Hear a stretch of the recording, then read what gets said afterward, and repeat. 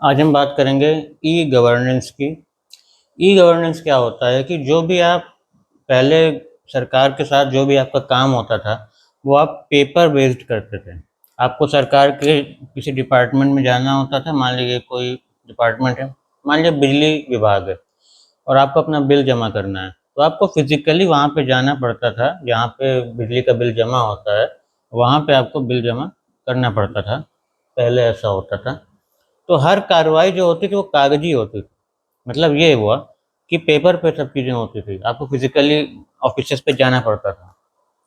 तो यही जो काम आप पहले फिजिकली करते थे, गवर्नमेंट ऑफिसेज में जाके वहाँ लाइन लगाना पड़ता था, और सरकारी ऑफिसों में बहुत लंबी लाइन भी लगती है, असुविधा होती है, बहुत सारी चीज़ें होती हैं, और जो सरकारी दस्तावेजों को मेंटेन करना, मैनेज करना भी कठिन होता है अगर वो पेपर बेस्ड होते हैं तो यही पहल थी सरकार की 2006 में कि हम ये जो पेपर बेस्ड प्रोसेस है पूरा सरकार का, उसको हम डिजिटल कर दें, उसको हम डिजिटाइज कर दें। तो ये स्कीम लॉन्च हुई थी। नेशनल ई गवर्नेंस प्लान 2006 में लॉन्च हुआ था।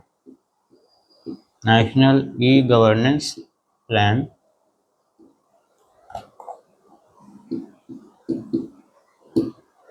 और इसके तहत हम गवर्नमेंट ने ये डिसाइड किया था कि जो भी चीज़ें फिजिकली लोग करते हैं वो हम ज़्यादा से ज़्यादा कोशिश करें कि वो डिजिटाइज हो सके। तो ई गवर्नेंस के कुछ पिलर्स होते हैं, वो चार होते हैं जो कि यहाँ सामने आपको दिख रहा है। पीपल, लोग जो होते हैं जो काम करते हैं या जो सिटीजन है। प्रोसेस, जो भी कार्रवाई होती है उसका जो भी प्रोसेस है वो। रिसोर्सेज, किस रिसोर्सेज पे काम हो रहा है। बिजली का कनेक्शन भी एक रिसोर्स है, वाटर कनेक्शन है, लैंड है, और बहुत सारी चीज़ें, ऐसी चीज़ें रिसोर्सेज में आएंगी। टेक्नोलॉजी, किस टेक्नोलॉजी के बेसिस पे काम हो रहा है, और किस टेक्नोलॉजी की मदद से आप उस काम को डिजिटाइज कर पा रहे हैं। और जैसे आप आधार में देखिए, आधार में टेक्नोलॉजी जो यूज़ होती है वो तो डिजिटल तो है ही, साथ में आपको बायोमेट्रिक सेंसर्स भी यूज़ करने पड़ते हैं, जैसे आइरिस स्कैन, थंब स्कैन। तो ये सब चीज़ें इन चारों पिलर्स में आती हैं। ये पिलर्स चार जो हैं, ये तीनों चारों पिलर्स मजबूत होने चाहिए, और तभी ई गवर्नेंस ठीक से की जा सकती है। तो ई गवर्नेंस के कुछ टाइप्स होते हैं। ये तो पिलर्स हो गए, अब टाइप्स ऑफ ई गवर्नेंस देखिए।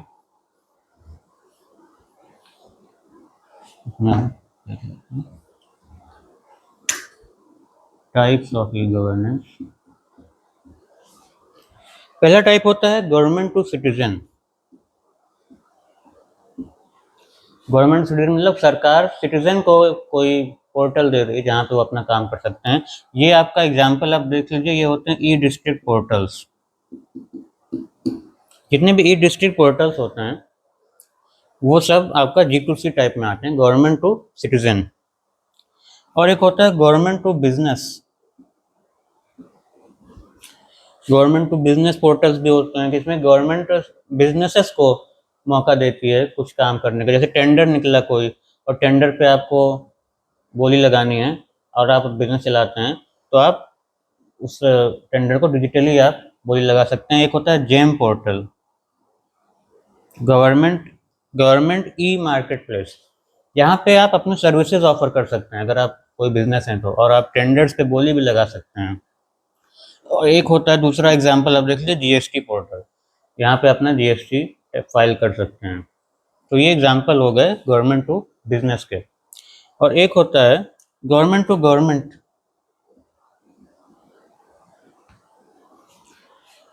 गवर्नमेंट टू गवर्नमेंट भी बहुत सी चीज़ें होती हैं भाई। गवर्नमेंट का एक विभाग दूसरे विभाग से कोई सेवाएं लेना चाहता है, गवर्नमेंट का एक विभाग दूसरे विभाग में कुछ काम करना चाहता है, तो उसके लिए भी पोर्टल्स बने हुए हैं। उनका एग्जांपल में आप देख लीजिए, उसको ई ऑफिस पोर्टल्स कहते हैं। ई ऑफिस आप जान लीजिएगा।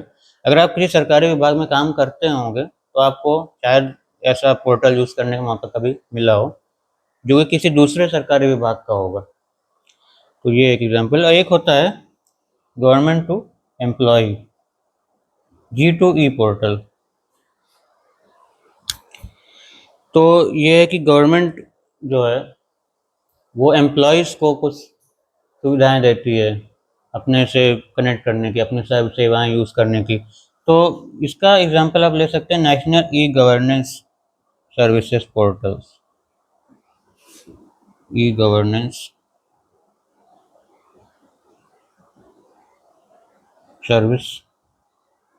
Services portal, national e governance services portal. तो ये एग्जांपल्स हैं टाइप्स ऑफ ई गवर्नेंस के। टाइप्स तो ये हैं G2C, G2B, G2G, G2E, और उसके एग्जांपल्स यहाँ पे हैं। तो ये चीज़ आप देख लीजिए। तो और कुछ एग्जांपल्स आप देख सकते हैं, जैसे कि आपका डिजी लॉकर है। डिजी लॉकर भी एक ई गवर्नेंस की सेवा है। डिजी लॉकर में आप अपने दस्तावेज रख सकते हैं जो कि सत्यापित रहते हैं। तो ये भी डिजी लॉकर भी एक एग्जांपल होगा इसका, ई गवर्नेंस का।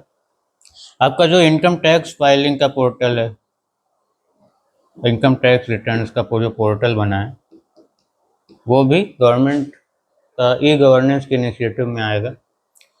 ये कुछ एग्जांपल्स हैं इसके।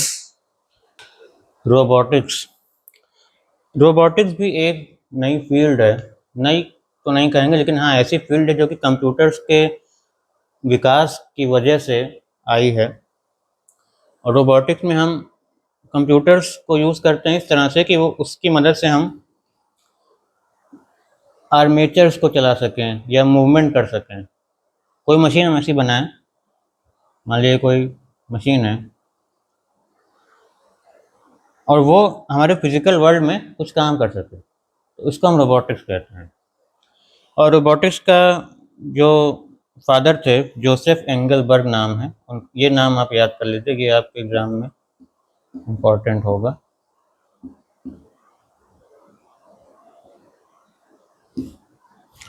जोसेफ एंगलबर्ग, तो इनको कहा जाता है फादर ऑफ रोबोटिक्स। तो रोबोटिक्स में बहुत सारी कंप्यूटर की फील्ड्स यूज होती हैं। कंप्यूटर विजन यूज होता है, एआई यूज होता है, इलेक्ट्रोमैकेनिकल इंजीनियरिंग यूज होती है, इलेक्ट्रॉनिक्स यूज होता है। बहुत सारी ब्रांचेस इंजीनियरिंग की रोबोटिक्स में एक साथ आती हैं, उनको आना ही पड़ता है, क्योंकि उसके बिना रोबोटिक्स बनेगा नहीं। कंप्यूटर साइंस के बिना आप रोबोट को इंस्ट्रक्शन नहीं दे सकते क्या करना है, और मैकेनिक्स के बिना आप रोबोट से काम नहीं करवा सकते। आप आर्मेचर नहीं बना सकते, आप लोड नहीं बेयर करवा सकते अगर आप मैकेनिकल का आपके नॉलेज नहीं है तो बहुत सारी फील्ड्स एक साथ मिलती हैं तब जाके वो रोबोटिक्स में काम कर पाते हैं। और रोबोट एक जेच वर्ड है, जिस रोबोटा वर्ड से निकला है रोबोट। रोबोटा का मतलब होता था फोर्स्ड लेबर, फोर्स्ड लेबर या स्लेवरी। तो ये बहुत नेगेटिव सा इसमें वर्ड है, लेकिन यहीं से रोबोटिक्स, रोबोट वर्ड निकला है, रोबोट। तो ये चीज़ आप भी ध्यान में रखिएगा कि कहाँ से रोबोट शब्द का जन्म हुआ। ये आपके एग्जाम में आ सकता है।